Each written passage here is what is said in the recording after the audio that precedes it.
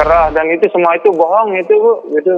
Semua bohong, tidak ada tadi yang namanya menekan, yang mengancam akan memberikan informasi, cerita dari wanita tersebut kepada orang tuanya, tidak ada seperti itu Mas Agus? Tidak ada Bu, bagaimana? Karena terus terang Bu ya, kita itu baru kenal Bu, dan yang di mana nggak mungkin orang baru kenal tahu nama orang tuanya Bu, gitu. Saya terus terang dari tadi saya diam karena saya memikirkan saya nggak mau nyakitin perempuan karena ibu saya juga perempuan Bu. Itu yang saya pikir, makanya saya ngalah, hanya percaya pada Tuhan. Pasti kebenaran akan terungkap Bu, itu aja. Dengan keadaan seperti segini, mau bagaimana caranya saya mempermainkan orang atau membawa orang secara paksaan atau tekanan itu nggak bisa. Bukan kalau dia memang terpaksa dia bisa minta tolong kepada orang di teras Udayana itu, dia rame di sana Bu, siang hari itu Bu, gitu. Ini tidak diapa-apain. Nah sekarang secepatnya di TV One ini saya akan memberikan bukti atas pencemaran nama baik saya yang belum saya sudah menjadi atau ditetapkan menjadi tersangka. Dia sudah mengekspos saya di media sehingga dituduhkan saya gitu, dan tanpa beluran muka dan terang-terangan disebut nama saya. Dan dia mengambil foto saya diam-diam di IG Bu, foto saya megang gamelan di saat saya kerja ngisi acara.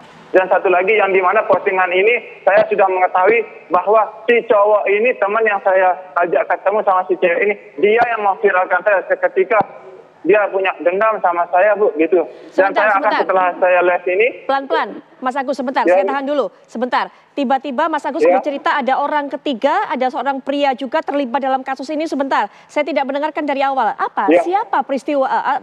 Siapa pria ini? Kenapa Mas Agus bercerita? Apa hubungannya?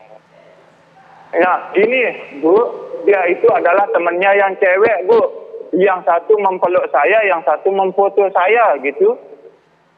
Yang satu mempeluk cewek ini Bu, seketika gak ada kejadian gitu.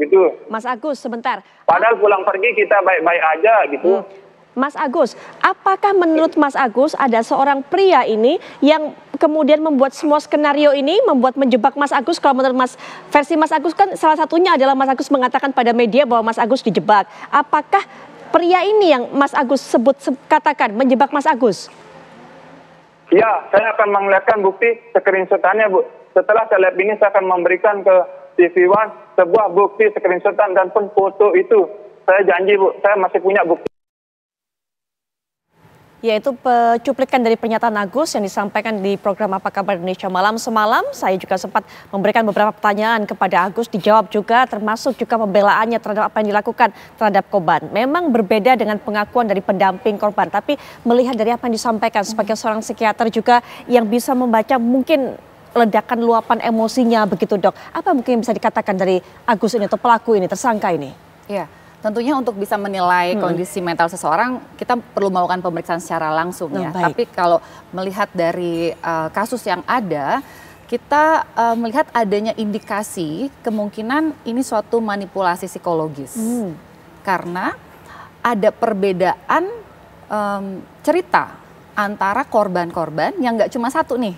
Yang speak up mungkin ada beberapa nih yang akan memberikan informasi. Ada beberapa cerita yang bisa dibilang serupa dan ada cerita dari terduga pelaku yang berbeda. Berbedanya sangat bertolak belakang.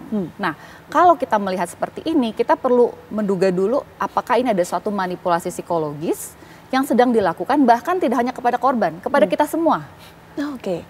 Untuk bisa mungkin kita jadi merasa bersalah kalau kita, iya ya kok kita menuduh dia, misalnya gitu. Kan dia seorang difabel. Contohnya, atau kita jadi merasa, ya juga ya, jangan-jangan beneran suka sama suka. Kita jadi ikut terbawa dengan manipulasi yang disampaikan gitu oleh terduga pelaku. Walaupun memang semua akan perlu pemeriksaan dan pembuktian ya. Tapi prinsipnya ketika kita menghadapi ada kasus di mana seseorang melaporkan adanya pelecehan seksual, adanya kekerasan seksual, itu betul-betul harus kita terima dan kita tindak lanjuti dengan serius. Ini yang membuat tindakan kekerasan seksual itu terlalu menjamur dan banyak dan tidak ada sanksi yang jelas kepada pelakunya. Karena ketika orang melapor, dia malah jadi pihak yang disalah-salahin. Yang diduga, kamu ini kali kegeeran aja kali, salah kira kali, mana mungkin. Dan ini yang harus hati-hati sekali dalam kita mengatasi kasus-kasus pelecehan seksual. Karena kalau menurut saya, kejahatan yang paling keji adalah kejahatan seksual. Okay. Dampak psikologis untuk korban itu luar biasa, bahkan lifelong, bisa seumur hidup dia mengalami trauma akibat kekerasan seksual. Sehingga ini kita perlu betul-betul berhati-hati, dan kalau melihat dari sekilas tadi ya cuplikan video, kita lihat bahwa si terduga pelaku ini cukup smart, pandai berbicara, dan ketika tadi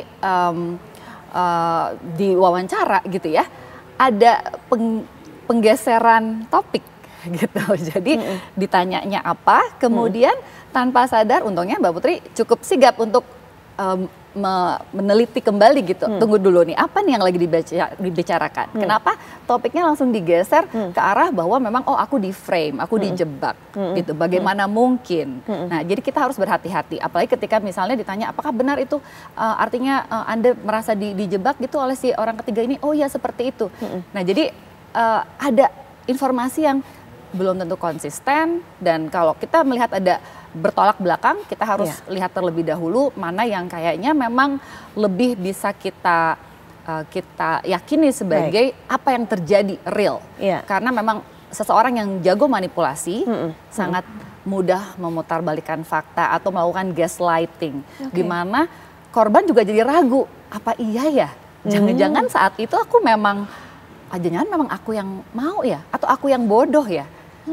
Jadi bisa ya menempatkan korban seperti itu ya? Bisa, sangat bisa membuat seseorang yang mengalami korban dari suatu tindakan kekerasan seksual dengan manipulasi psikologis, yaitu suatu tindakan yang ditujukan untuk menginfluence dan juga mengendalikan. Jadi mempengaruhi dan mengendalikan seseorang yang kerugiannya ada pada lawan bicaranya gitu, pada orang tersebut. Itu manipulasi. Nah, apa aja sih tekniknya? Bisa dengan rayuan, seduksi, pujian-pujian, flattery, sugesti. Sugesti itu seperti kayak prinsip-prinsip hipnosis, di mana seseorang itu sangat terpukau dengan kata-katanya, dengan cara bicaranya gitu. Ini sama halnya seperti banyak orang yang tertipu ya, kalau misalnya tertipu oleh orang yang modusnya penipuan, dia bicara banyak, kita tanpa sadar ikut nih ke ATM misalnya gitu. Kan itu butuh perjalanan proses kan. Betul. Nah ini sama, ketika orang bertanya-tanya, kok bisa ya ikut ke hotel sambil kendarain motor misalnya. Bisa sekali ketika seseorang itu dipengaruhi secara psikologis. Baik, membutuhkan kemampuan berbicara seperti apa sebenarnya, Dok? Karena yang kita tahu ini setidaknya dari cerita korban terakhir, mereka ini orang baru kenal di tempat itu juga, di sebuah taman, tapi kemudian dengan manipulasi itu yang kemudian berbuntut dengan ancaman, begitu akhirnya kemudian mengajak untuk ritual pembersihan diri dan sebagainya. Korban ini mau ikut, membutuhkan, berarti pelaku ini memang selain ahli berbicara, ataupun juga apa lagi yang dibutuhkan? Ya, mungkin kalau ini sudah berulang kali ya, selain ahli berbicara, dia tahu bagaimana cara memainkan kondisi psikologis seseorang. Artinya gini, dia bisa melihat nih apa kelemahannya, kerentanannya, cepat bisa didapat gitu ya. Mungkin dengan berbincang-bincang digali informasi pribadi, kemudian didapatkan satu titik kelemahan, itu menjadi kuncinya. Gitu. Mungkin ditanya misalnya ya akun media sosial, sehingga bisa dideteksikan misalnya dia tinggalnya di mana, atau akan dicari informasi lebih lanjut. Sehingga bisa jadi korban, wah dia sudah tahu tentang hidup saya, pribadi saya, atau mungkin ada rahasia-rahasia pribadi, atau ada hal-hal yang tanpa sadar akhirnya korban mau melakukan, jadinya itu yang dia pegang sebagai informasi yang bisa disebarluaskan, misalnya seperti itu. Dan itu sangat bisa membuat seseorang akhirnya merasa terintimidasi di bawah tekanan, mengikuti apa yang diminta ya, atau disuruh oleh si terduga pelaku. Nah itu kalau kita bicara tentang apa yang biasanya terjadi pada kekerasan seksual. Iya. Nah terakhir juga penutup singkat dari Pak Arianto, silakan Pak. Ya, saya hanya melihat dari penyidikan ya. Ini masalahnya adalah penyidikan antara seorang pelaku yang lihai dan cerdik ya, melakukan suatu tindak kejahatan dengan memanipulasi dan membohongi publik ya, bahwa dia itu nggak mungkin berbuat jahat.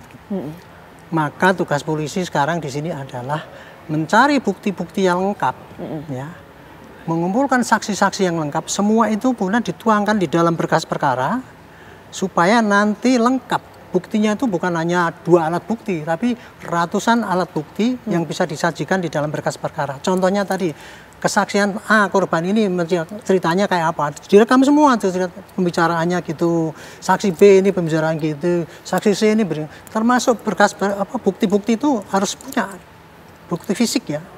Nah itu nanti gunanya untuk disampaikan ke jaksa dan hakim supaya divonis. Nanti hakim yang akan memvonis ini apakah ini yang benar ini atau salah itu gitu ya. Yang kedua, polisi harus mulai sekarang juga memberitahu kepada publik. Supaya publik jangan digalang oleh keterangan dia terus. Tapi sampaikan kesaksian-kesaksian yang apa adanya itu kepada publik, ini loh bukti-buktinya. Sehingga publik nggak tercipta, tercetak dengan ceritanya dia itu. Itu saya kira dua tugas ini ya, tantangan dari para polisi supaya bahwa polisi sebagai pelindung pengayom itu bisa diwujudkan. Gitu. Jadi tugasnya adalah kumpulkan bukti yang sebanyak mungkin, scientific, ratusan kalau perlu ya, di dalam berkas. Dan yang kedua, berikan penjelasan kepada masyarakat, bukan polisi yang ngomong, biar orang-orang itu yang ngomong di depan publik, sehingga nanti publik akan bisa memvonis sendiri lah kira-kira siapa yang salah sebelum persidangan gitu. Baik. Dokter terima kasih sudah hadir memberikan pandangannya. Pak Rianto juga terima kasih sudah memberikan pandangannya mengenai kasus ini. Kita akan terus tunggu bagaimana proses tentunya kelanjutan dari pihak kepolisian, termasuk juga informasi apa yang nanti disampaikan dari korban yang memang melaporkan ini semakin banyak.